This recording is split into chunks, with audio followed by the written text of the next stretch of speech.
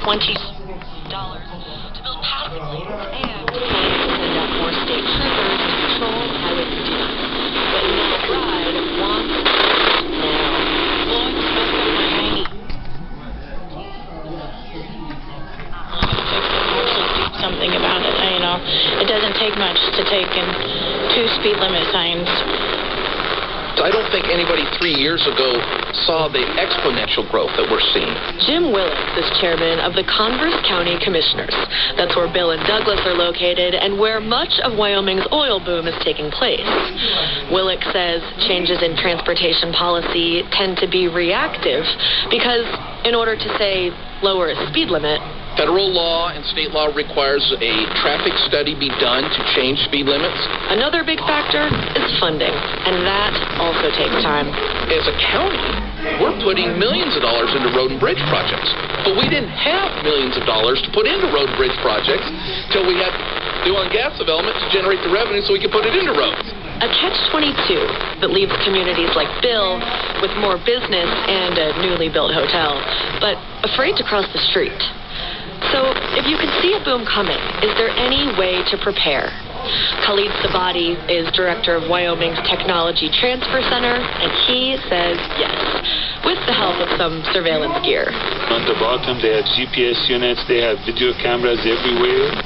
It looks like a storm chaser's truck. Yeah, it's true. That's probably what it is, yeah. In September, this vehicle and a few others drove around rural Wyoming gathering visual data on road thickness, rut depth, roughness, cracks. And then they convert those video images into numbers, into what we call pavement condition index. It sounds like baseline testing for roads. Baseline testing. That's exactly what it is. It's a pilot program, but the goal of collecting this baseline-type data is that when energy development hits, the impact can be measured against what the road quality was before. And then states and counties can resolve problems early on with small fixes like road repair and passing lanes. We don't know for how long we're going to have drilling activities, so I think this is really an excellent strategy to improve safety on 2-lane rural highways. Back at the Bill store, it's evening, and the bar fills up with workers on their way home. I push a polling unit for DC Energy. Oil worker Shiloh White has been taking Highway 59 at least twice a day for the past 9 years. The traffic has been so bad for so long, he says, that locals... They call it the coal miner 500 because once them coal miners, either they're going to work or coming to work, that used to be the main problem. And now it's the oil field. So mix the oil field with the coal miners, and you got nothing but it's a raceway. Dangerous one. But maybe a little less dangerous for the town of Bill, because Wyoming's DOT has fast-tracked the study required to lower the speed limit across the road from the Bill store. And those new signs could go up as soon as the end of this month.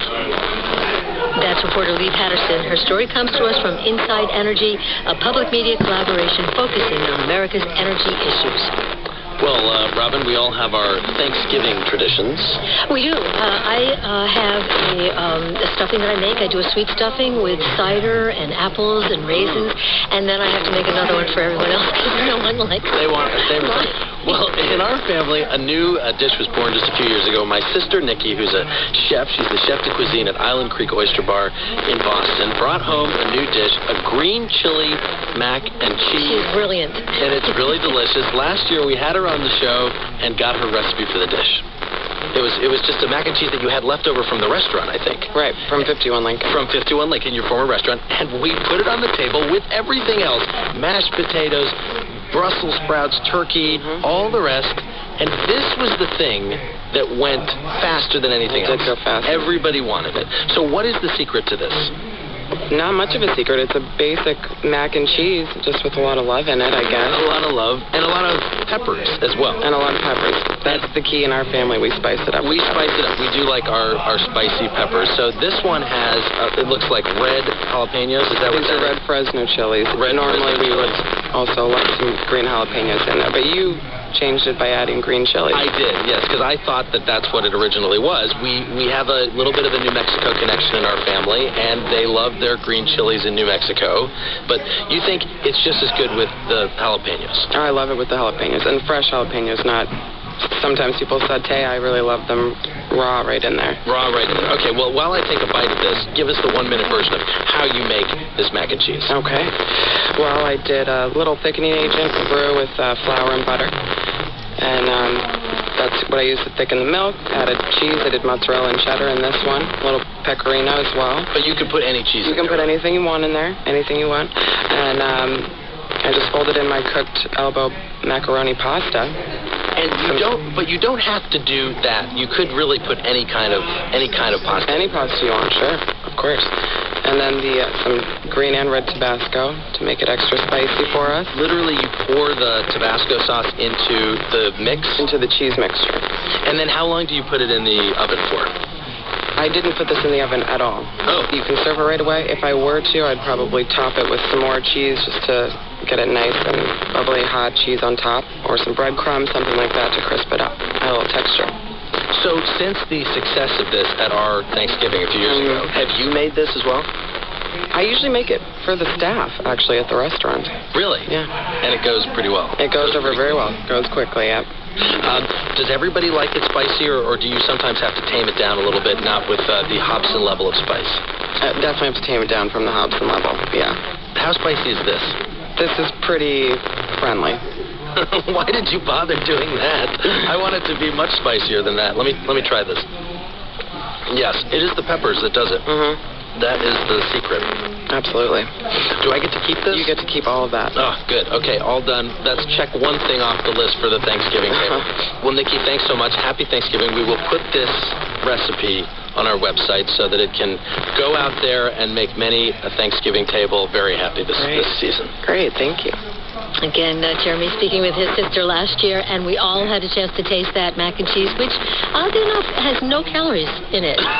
Why would you have to bring up something like that? Well, because, as you know, our resident chef, Kathy Gunst, is going to be here on Tuesday to lighten up some traditional Thanksgiving recipes. We asked people for suggestions. Boy, did we hear, Jeremy, from people who wanted recipe makeovers. Elena Sullivan challenged Kathy to lighten up her Nani's Italian stuffing. I mentioned my stuffing, which has apples. This has bread, eggs, 4 kinds of cheese, cheddar, provolone, mozzarella, parmesan. I think that would be a good candidate. And Kathy will be back here on Tuesday to let us know which recipes from you that she has chosen to lighten up, so be sure to tune in for that. Here Now is a production of NPR and WBUR in association with the BBC World Service. I'm Jeremy Hobson. I'm Robin Young. This is Here and Now.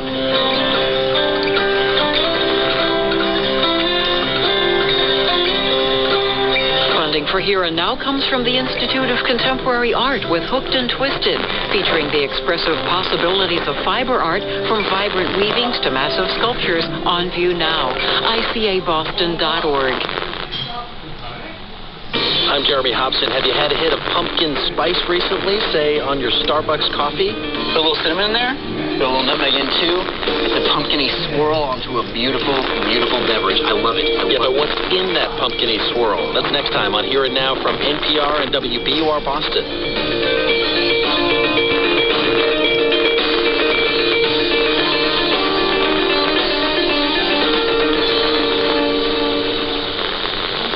You're listening to NPR Berlin, 104.1 FM, and streaming at nprberlin.de.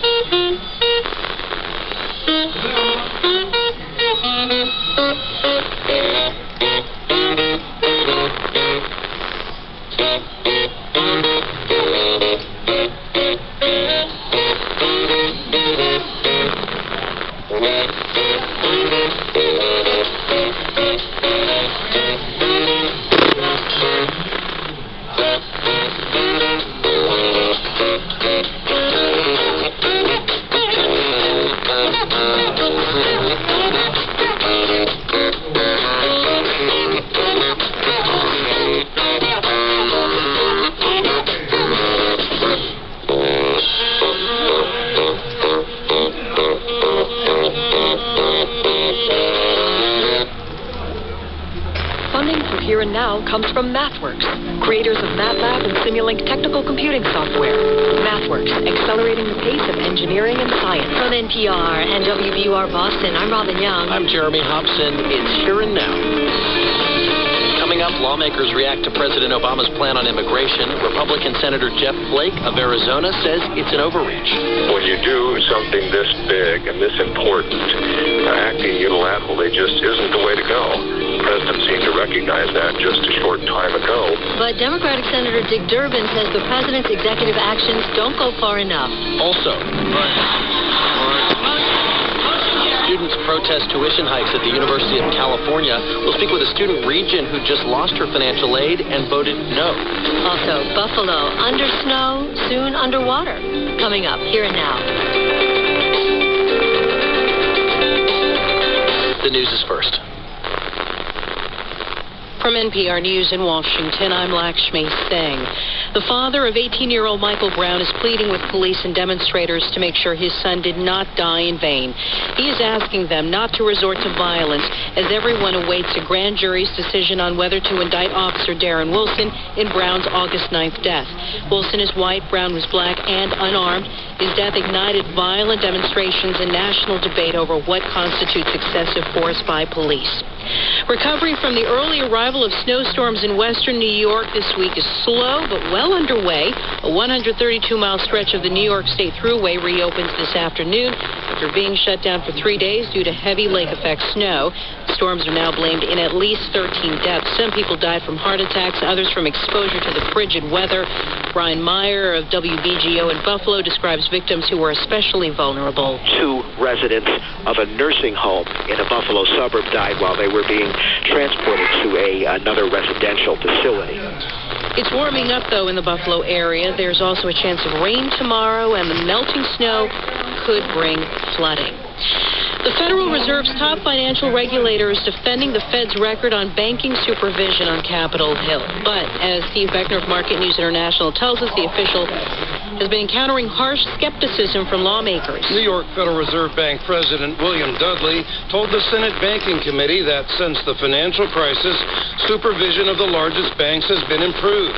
He pointed to higher capital requirements and other measures to make the financial system safer. But the former Goldman Sachs managing director was grilled by committee Democrats after a former New York Fed staffer alleged lax supervision of major Wall Street firms. Massachusetts Senator Elizabeth Warren suggested the New York Fed has a cultural problem and is too cozy with the big banks. Dudley said regulatory capture is a risk, but insisted banking supervision has been strengthened. For NPR News, I'm Steve Beckner. In Vienna, the top diplomats for the U.S. and Iran added another meeting to their push for a nuclear agreement. NPR's Peter Kenyon reports Kerry was originally scheduled to fly to Paris tonight, but has changed his travel plans to remain in Vienna overnight.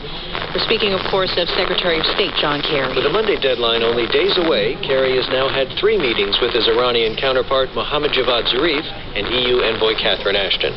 The crucial issues include Iran's ability to enrich uranium for nuclear fuel and the schedule for lifting sanctions against Iran. British Foreign Secretary Philip Hammond says there's still work to do. We're very clear that we have to get more flexibility from the Iranians. In return, we're prepared to show some flexibility on our side. With intense talks grinding on, speculation is flowing outside the negotiating room with conflicting accounts of which side may be offering some last-minute proposal. This is NPR. Israeli forces have dispersed hundreds of Palestinian demonstrators in the West Bank city of Hebron. The latest unrest stemming from tensions around a disputed holy site in Jerusalem. Religious services moved forward with little incident at that site, known to Jews as the Temple Mount and to Muslims as the Noble Sanctuary. For a second week, it was open to all Muslim worshippers, regardless of age. Muslim officials say 45,000 people attended today. Japan's prime minister has dissolved the nation's lower house of parliament with a national snap election set for December 14th. In Tokyo, John Matthews reports critics are outspoken about a lack of convincing rhetoric to justify an election 2 years early. Prime Minister Shinzo Abe's 2-year tenure so far has been a standout performance, if perhaps a mixed bag compared to recent predecessors. Abenomics pushed the yen into a much more favorable position for Japan's exporters, but real wages and other indicators are sluggish to respond, with Japan in its second straight quarter of economic contraction. Now, Prime Minister Abe says the new election will act as a sort of referendum referendum on his choice to delay an unpopular tax hike until 2017. With opposing parties low on candidates and coherency, analysts predict a solid win for Abe's coalition. But a recent poll indicates that almost two-thirds of Japanese voters are still in the dark as to exactly why the election is even happening. For NPR News, I'm John Matthews in Tokyo. President Obama's in Nevada, where 2 years ago he first outlined a blueprint for immigration law. He's back in Las Vegas this hour to drum up support for his latest decision to take executive action to prevent the deportation of as many as 5 million immigrants in the U.S. This is NPR. Support for NPR comes from NPR stations. Other contributors include Staples, offering laptops, tablets, and e-readers. Open extended hours Friday the 28th. More at Staples stores or staples.com. Staples, make more happen.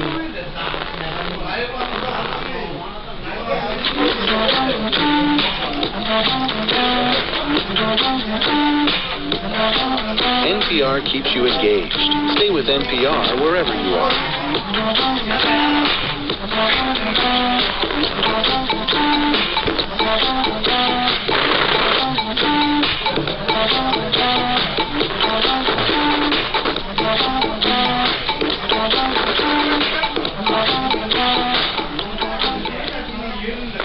From NPR and WBUR, I'm Jeremy Hobson. I'm Robin Young. It's Here and Now. The House Homeland Security Committee has announced it's going to hold a hearing on President Obama's executive actions December 3rd, and the Secretary of Homeland Security will testify. Here's the president last night on his plan to keep up to 5 million undocumented immigrants from deportation if they meet certain criteria. If you've been in America for more than 5 years, if you have children who are American citizens or legal residents, if you register, pass a criminal background check, and you're willing to pay your fair share of taxes, you'll be able to apply to stay in this country temporarily without fear of deportation. You can come out of the shadows and get right with the law. That's what this deal is. The president's decision to act on his own without Congress has angered many, particularly in the Republican Party. Arizona Republican Senator Jeff Flake is with us from Phoenix. He was a member of the bipartisan Gang of Eight that sponsored the immigration bill that passed the Senate last year but never made it to the House floor. Senator, welcome. Hey, thanks for having me on. And what's your reaction to what the president laid out last night? Well, I wish that he wouldn't have done it. He's made the job of passing substantial, meaningful, long-term reform far more difficult. When you do something this big and this important, acting unilaterally just isn't the way to go. What needs to be done, there are 4 real areas of immigration reform: border security, interior enforcement, temporary worker plan going ahead, and then a mechanism to deal with those who are here illegally. He's just done a portion of that last quarter of what we need to do, and so first we ought to put a bill, say, on border security on his desk. Then we ought to do one on interior enforcement. And then we ought to do an expanded temporary worker program as well. Well, why hasn't that been done, though? Isn't that at the foot of Republicans in the House who haven't passed any of these bills? Well, we did pass it in the Senate. The House didn't move on it. But I should point out, when the president scolds the Congress for not moving, 2008 to 2010, the president was in the White House, and Democrats had big majorities in both the House and the Senate, and nothing was done, not anything.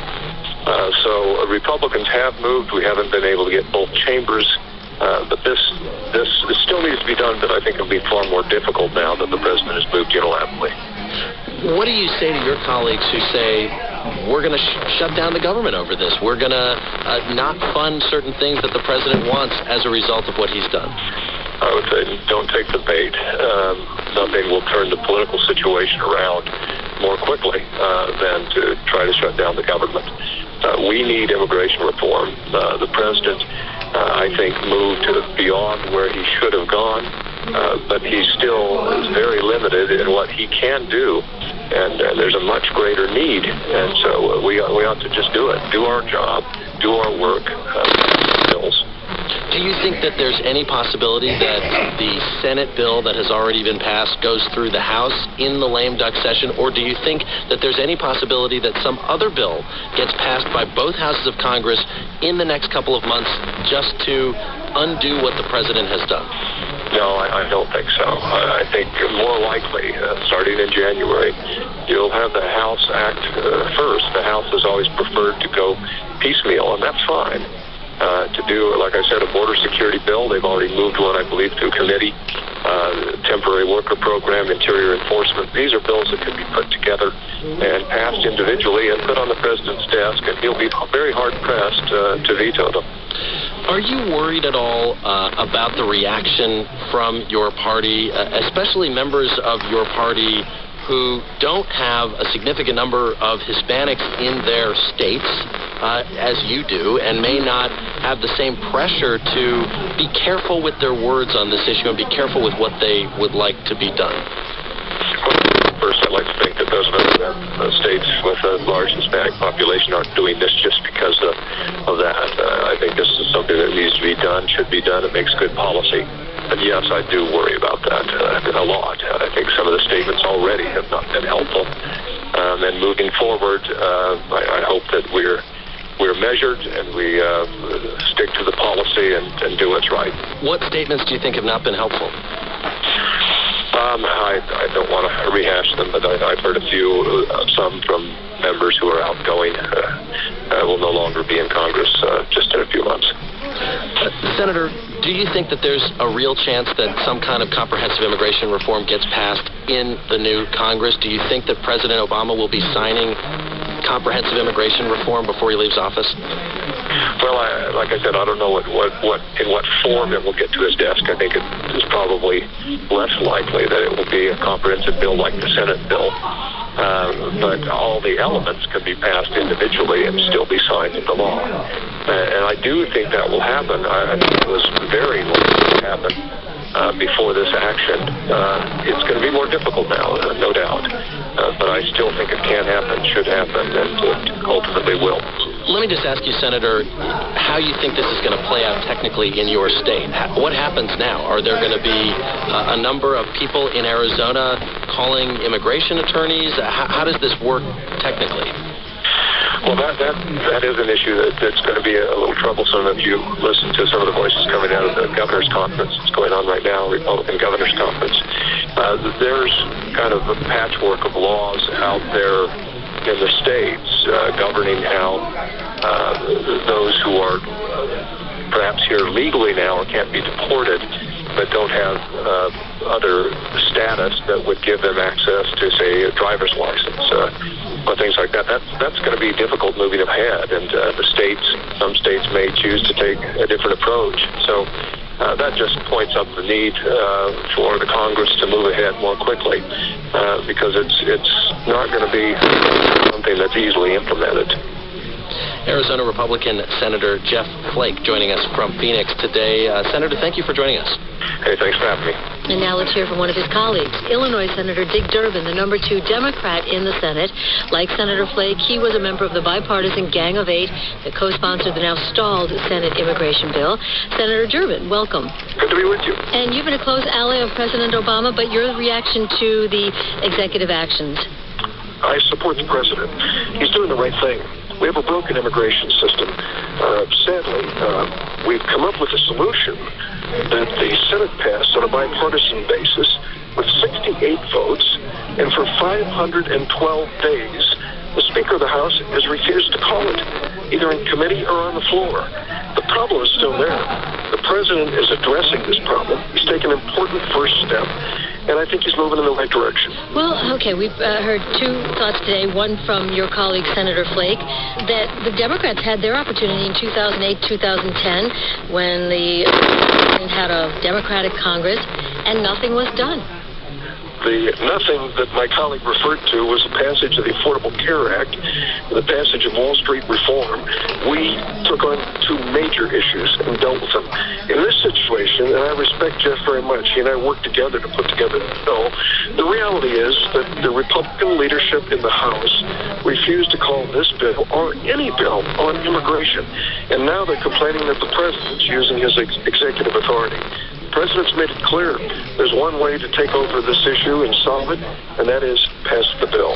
Well, and I believe Senator Flake was talking about immigration, that nothing was done on immigration. You make the point that the attention was on health care reform, and Speaker John Boehner addressed that this morning. He said that health care reform is part of the problem, that the president made 38 unilateral changes to health care reform and created an environment in which members would not trust him. I can't tell you what it will take for this president to win the trust of John Boehner. That's personal and political. American people are looking for, they're looking for us to solve problems.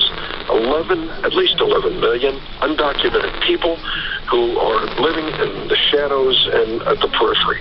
What the president has proposed is to step forward and say to a large number of them, here's your chance. Step forward. Register with the government. Submit yourself to a criminal background check. Pay your taxes, your fair share of taxes. And if you'll do it, we'll give you a temporary work permit. Well, in fact, I think you're on record as saying that maybe the president should have gone further. Oh, I really wish he could. And I urged him to, for example, to make sure that the parents of the dreamers, those who were protected by the deferred action for childhood arrivals, that those parents would get protection. It turns out there is a limitation to executive authority, and the president's being very careful that he doesn't go too far. Well, and also I believe you wanted more protection for undocumented farm workers? Yes. When you look at the spectrum of challenges when it comes to immigration, it includes a lot of people who come and labor, backbreaking labor, in the fields producing the crops for America, and they need a chance. Look, you say you want more comprehensive immigration overhaul, things that only Congress can do. Do you think that, as John Boehner says, that's going to be impossible now?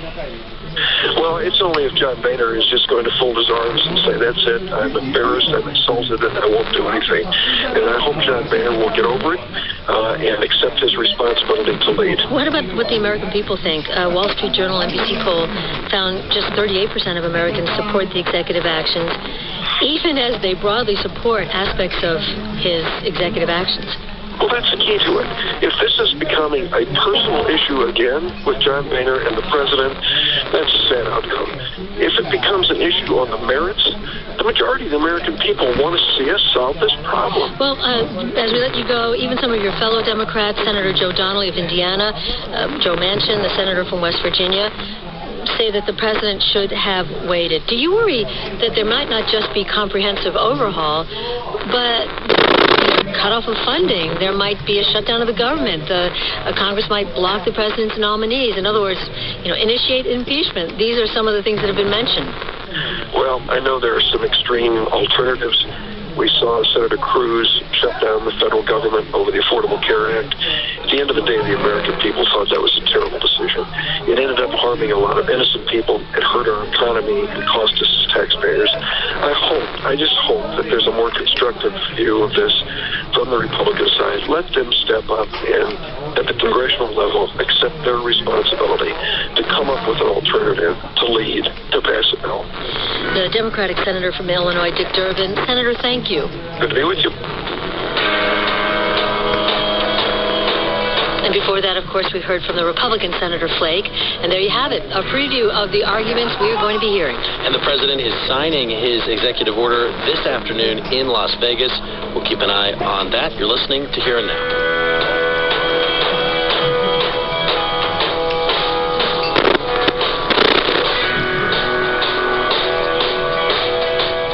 For Here and Now comes from GEICO, protecting drivers and their families with insurance coverage for over 75 years. More at geico.com or 1-800-947-AUTO. Car Talk is more than just a show about oil leaks. We talk about behavior. Doing 70 miles an hour and being 5 feet away from the car in front of you is not tailgating. That's called vehicular intimacy and the diagnostic thought process. Two people who don't know what they're talking about know more or less than one person who doesn't know what he's talking about. In fact, join us for Car Talk.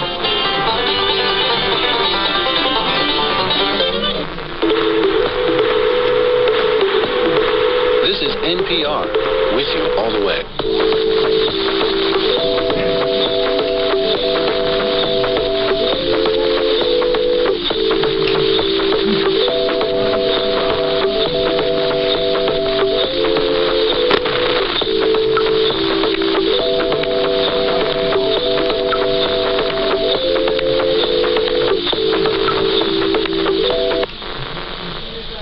It's here and now. All right. Motion carried. No report. Students shouting in protest yesterday as the University of California Board of Regents voted 14-7 to hike tuitions about 5% a year for 5 years, a plan from UC President and former Homeland Security head Janet Napolitano. The vote followed days of protests on college campuses across the state. Wednesday night, hundreds of students occupied Wheeler Hall, which historically has been the site of protests at the UC Berkeley campus. Last night, officials canceled UCLA's annual bonfire rally for Saturday's football game against USC after about 70 students staged a sit-in and prevented the fire from being lit. Sadia Saifuddin is a senior at UC Berkeley and a student regent on the State Board of Regents. She voted against the tuition hike. Sadia, welcome. Hi, how's it going? Oh, it's good, except, as you know, not there. You know, people are very unhappy. But there is a budget shortfall. Janet Napolitano says it's because of state cuts. Your governor, Jerry Brown, says it's because the school is mismanaged. You say what in casting your no vote? You know, I think that there are three stakeholders in this situation. We have the Board of Regents and the UC, and their job is to provide a quality education for our students. Then we have the state, and it's their job to provide the money to be able to educate students. And then we have the students, whose job it is to give back to the university and to their communities. And in my place, I just feel like the state and the UC has really let down students. A couple months ago, we have our chancellor increases, which I actually voted for because I think that it takes a certain kind of person to manage our universities. But at the same time, almost at every Regents meeting, we are confirming salaries of upwards of $300,000 for administrators, right? Who, if they were doing the same job at the state level or at some other nonprofit, they would be making a lot less. And then we have the government, and the state has just historically been disinvesting from the university. Over the last 20 to 30 years, we've been seeing steep cuts. And it's very clear now that our governor is not a supporter of public education, which is ironic because he's actually a byproduct of it himself. So, you know, I just feel like it's time for the government, and for the governor especially, to put his money where his mouth is. So, in 2012, voters in California approved Prop 30. This was a temporary raising of the sales tax and tax rates for wealthy taxpayers to boost funding for schools and avoid tuition hikes. Janet Napolitano said the university system did not get its fair share of state funding. So a lot of fingers being pointed at the state. And you're also one of the students pointing out that while I think something like half of UC students don't pay any tuition, they get aid. This tuition hike will therefore hit the students who do pay, and many of them have parents who are just slightly above the cutoff for student aid. I know you have a story just like that that you told the board. Tell us. Sure. So when I entered UC Berkeley, my parents made a little bit less than $80,000, so we qualified for federal and state aid, and then I had some scholarships from high school that I had gotten. And then my second year, my parents made a little bit over that, so we made about $87,000 that year. And I got an email saying that I would not be eligible for any aid that year, and that the only thing I had available to me were loans. So my parents and I decided that we didn't want to be taking loans and being saddled with student debt after I graduated. And I'm happy to say that I'm graduating with absolutely $0 in student debt, which is great. But